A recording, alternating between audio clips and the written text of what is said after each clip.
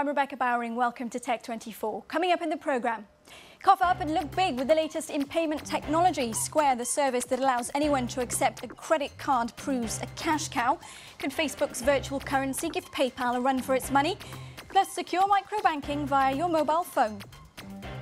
This week's gadget is no one-trick pony. It's a torch and an alarm and connects to your mobile. Charge up the batteries through sunlight or motion. Find out if this portable radio is music to our ears. We start with some breaking news. The credit card is dead. Yes, this week we're talking about the mobile payments industry. It's set to be worth over $630 billion by 2014.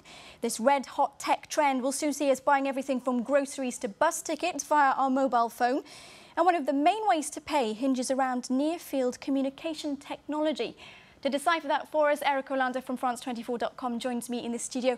Hi, Eric. So what is it, NFC? Can you believe we have to learn yet another acronym? Here we are, NFC, Near Field Communications. What this is, it allows you, it's a little bit like a Bluetooth connection where two devices pair with one another. Well, in this case, they have to get very close to one another, thus the near field, less than about 20 centimeters, and it allows you to do transactions. And that's really where the potential is, not necessarily in the first world, but obviously in the developing world where they don't have credit cards and the banking infrastructure isn't as robust. PayPal's Scott Thompson said that in the next 4 years, the wallet could be obsolete. Now, given we have services like Google's Tap to Pay growing and developing, do you think that could actually be the case, that we won't carry cash or credit cards? I think you have to be very careful of these, huge Silicon Valley kind of proclamations that come out. Different parts of the world are going to advance at different stages. Clearly, in some parts of the world, here in Europe and in the United States, people are using their wallets a lot less. They're using online payment more, they're using debit cards a lot more, so cash is becoming less important. In other parts of the world, cash is still very important, in part because there is no other way of conducting a transaction. So that's why technologies like NFC become really important. There is one company that's working to at least keep the credit card alive, and that's Square. That's the second project of Twitter's co-founder Jack Dorsey. Now, it allows people to accept credit card payments on their mobile phones, anywhere, anytime. Great for small businesses, great for street vendors. And Visa has invested in it. Its card readers are now sold by Apple, and it's valued at over $1 billion. And in fact, Eric, we can play you a soundbite from Jack Dorsey. He spoke to Guillaume Grellet from the French Tech24 back in 2009 when he was still trying to get some finance for his new project. Anyone can, in under 10 seconds, start accepting credit cards. I'm going to take $1, and I'm going to take my card here, and I'm just going to swipe it. And there it is, and it's authorizing the card and seeing if there's $1 on this card. So it's going up to the network, and it's been approved. Yep. So now I can sign with my finger, hit continue, and then I can get a receipt. So I can do an email receipt and just type my email address out here. So technologies like what we just saw are very useful for entrepreneurs, small businesses who don't want to pay the fees and all the technology for the infrastructure, so independent contractors now can accept payments by credit card. What's difficult about this is the fact in some parts of the world, again, as we talked about, that infrastructure for even transmitting that data is really not there yet. So particularly in Africa, South Asia, South America, they're not quite there. That's why these other payment systems using NFC technology have a lot of potential and are very exciting. Let's talk about PayPal, because for a long time it's been kind of the giant of the e-payments industry. Is it holding its own against challenges like Google Wallet, or in the United States there's American Express's Serve, which is kind of on the up and up as well? No one has yet come close to challenging PayPal. It is still the service of record when it comes to online payments, short, of course, of using a credit card. So as non-credit card transactions, PayPal is still the king. Google Wallet really hasn't taken off that much. I've yet to use Google Wallet once, and I do a lot of online commerce. So all these other services haven't come up with the ease and how PayPal integrates so seamlessly with your bank account, and that's why really PayPal has just done such a great job. Let's change tack for a minute and talk about virtual money, which is a very interesting kind of new sphere. Now, Facebook has that option where you can sort of barter with credits. You can get yourself games or applications.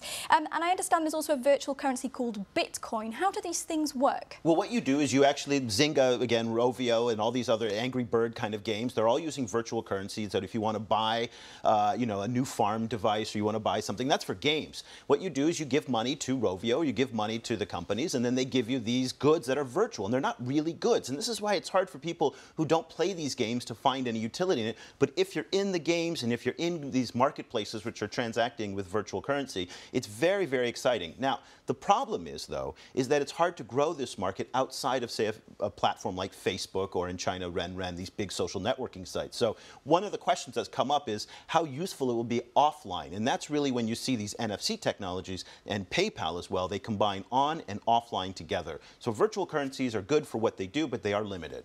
And talk to us about how the e-payment technology is evolving in emerging markets. I understand that there are new ways now that 3 billion people who maybe have a mobile phone but they don't have a bank account, they can start to do transactions via their cell phone. Now, this is really where the story is, because you have, again, as you said, 3 billion people who do not have access to the traditional banking sector. So what they're doing is they're using kind of like escrow accounts, and your cell phone account is this way, or in China, Alipay, which is the division of Alibaba. What they're doing is you put money into a third-party account, you do the transaction, when the transaction's complete, the money clears, and there you go. That's not using a credit card, and that goes back to why the credit card industry is facing such a big challenge from this, because there just isn't the infrastructure in these parts of the world to use credit cards. There is no credit. There's no banking system that does this. So that's why these are so important, and that's the explosion. If I was an investor, I'd start putting money into these areas. Thanks for the top tip, Eric. Now let's move to Test 24.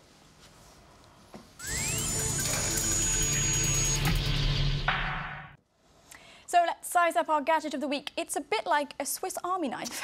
It is a radio Swiss Army knife. So it looks like a pretty cheap radio, to be honest with you. It's got the antenna and it's got all the other normal things that a radio does, but it's got a few more things that are very cool about it. First of all, again, we've been having a theme on this show of what do you do in countries where you don't have reliable electricity supplies. So the most exciting part of this is there's a little solar panel right here. Now this radio, it has a number of different frequencies, shortwave, AM, and FM, so that way you can get information even if you're not connected to a power supply.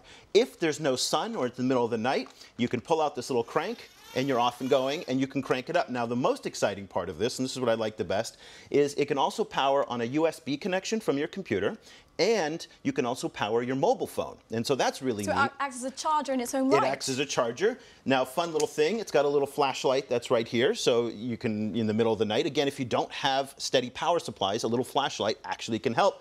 And then I'm not quite sure why they've got this. They've got an alarm on it. So I guess if you're caught under some rubble, you can put the alarm going on. 30 euros, made by a French company, Muse. It's not the most robust device out there, but for 30 euros, it's not bad. So it's a really multifunctional thing. Who would buy it? I'd recommend it for basically anybody who does not have access to a steady power supply. Excellent. Thanks very much for that, Eric. And thank you to you for watching this edition of Tech 24. A reminder, of course, to check us out on the social network, facebook.com/Tech24, and Eric's Twitter feed as well, at EricF24 is the place to go. And finally, from treadmills to dancing dogs to mint green spandex, they're renowned for making the quirkiest, most innovative music videos on the planet. They are Chicago rock band OK Go, and their latest offering, All Is Not Lost, seems to defy gravity. They've teamed up with dance group Pilobolus to synchronise swim across your screen. Now, to see this clip in all its glory, you must head to the link that we're showing there using a Google Chrome browser, and you can even collaborate by embedding your own message in the video. The sky's the limit.